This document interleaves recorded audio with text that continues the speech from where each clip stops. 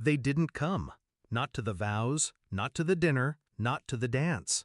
When my mother's text came through, "Sweetheart, it's your sister's big shoot, you'll understand," I read it twice, as if maybe the words would rearrange themselves into something less insulting. But they didn't.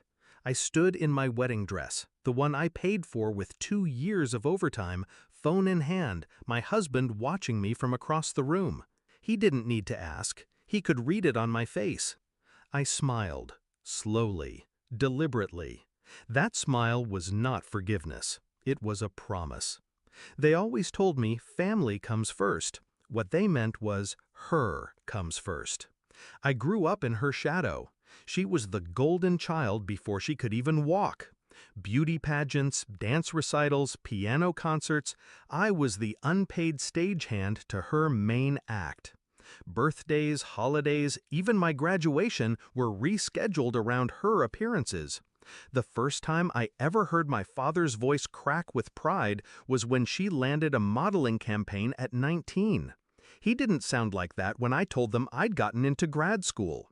By 25, I stopped trying to compete. I thought acceptance was maturity. It wasn't. It was surrender. The signs were there weeks before the wedding. Late replies, vague excuses about commitments. When I pressed, they got defensive. "You're being dramatic. We'll be there," my mother said. 3 days before the wedding, my sister called. Not to congratulate me, not to ask about flowers or music. She wanted me to move the ceremony to next month so it wouldn't clash with a career-defining magazine shoot. I laughed. She hung up. When the day came and they didn't show, I didn't cry. I didn't even flinch. I had already started planning. See, I wasn't just marrying a man. I was marrying into his network, a circle of investors, publishers, and art curators. Connections my parents didn't even know I had. And in that network, my sister's so-called career was a fragile house of cards, propped up by 2 agencies and one very influential editor. One editor I happened to be having coffee with a week later. I started small. A casual mention of how overbooked my sister was, how she'd skipped my wedding for something more important, how she had a habit of missing shoots at the last minute if better offers came up. I didn't sound bitter, just concerned. People believe concern. It sounds noble. From there, I slid the right photos to the right inboxes. Not the glossy magazine shots, the unedited, unflattering candids she'd once begged me to delete. And I knew exactly who to send them to, a rival model's PR manager. 2 weeks later, her agency restructured her contract, which is a polite way of saying they cut her bookings by half. My parents didn't notice right away. They were too busy trying to figure out why I stopped answering their calls. When my father finally cornered me at a family brunch, one I was too busy to attend but somehow found time for, I just sipped my coffee and let him talk. "She's going through a tough time," he said. "This isn't the moment to hold grudges." I smiled again. Tough time? That's life catching up. But the real move came months later.